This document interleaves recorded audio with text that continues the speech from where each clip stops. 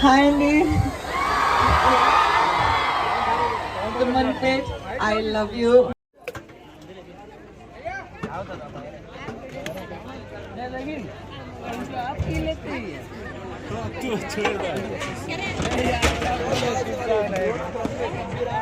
ராஷ்மிகா மந்தனா மற்றும் விஜய் தேவர்கொண்டாக்கு கடந்த மாதம் பிப்ரவரி 26ஆம் தேதி உதய்பூரில் திருமணம் நடந்துச்சு. இவங்க ஃபேன்ஸ் மற்றும் செலிபிரிட்டிஸ்னு பலருமே இந்த புதுமண தம்பதிகளுக்கு திருமண வாழ்த்துக்களை சொல்லிட்டு வந்தாங்க. இந்த ஒரு சூழ்நிலையில விஜய் தேவர்கொண்டா அவருடைய மனைவி ராஷ்மிகா கூட அவரோட சொந்த ஊரான தும்மன்பேட்டாக்கு இன்னைக்கு போயிருக்காரு. தெலுங்கானால உள்ள இந்த தும்மன்பேட்டா கிராமத்துக்கு விஜய் தேவர்கொண்டா திடீர்னு வர காரணம், விஜய் தேவர்கொண்டா இந்த ஊர்ல தான் இப்ப சொந்தமா வீடு ஒன்று கட்டியிருக்காரு. அதோட ஹவுஸ் வார்மிங் ஃபங்க்ஷன் நடந்திருக்கு.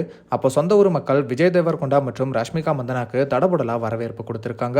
இதை தொடர்ந்து பேசின விஜய் தேவர்கொண்டா, நான் இங்க வீடு கட்டிட்டேன், இனிமேல் அடிக்கடி வந்து உங்களை பார்ப்பேன். என்னோட கல்யாணமும் சொந்த ஊர்ல வீடு கட்டி கிரகப்பிரவேசம் பண்றதும் ஒன்னா நடக்கிறது சந்தோஷமா இருக்கு.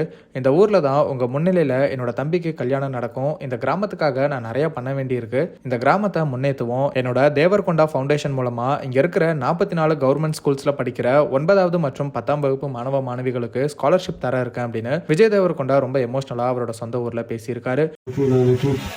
పెళ్లి చేసుకున్న తర్వాత ఇమీడియట్లీ ఊర్లో ఏదో ఒక పర్మనెంట్లీ ఏదో చేయాలనిపించింది.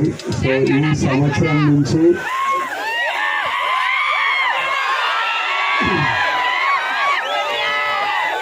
దేవరకొండ ఫౌండేషన్ ద్వారా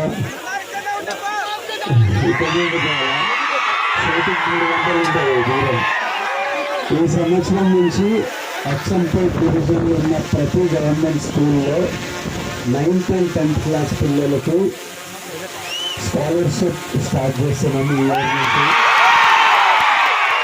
மேலும் கிரகப்பிரவேசத்துக்கு வந்த கிராம மக்கள் எல்லாருக்குமே விருந்து வச்சிருக்காரு. சொந்த ஊர்ல வீடு கட்டி இருக்கிற விஜய் தேவர்கொண்டாக்கு இப்ப பலருமே சோசியல் மீடியால வாழ்த்துக்களை சொல்லிட்டு வராங்க.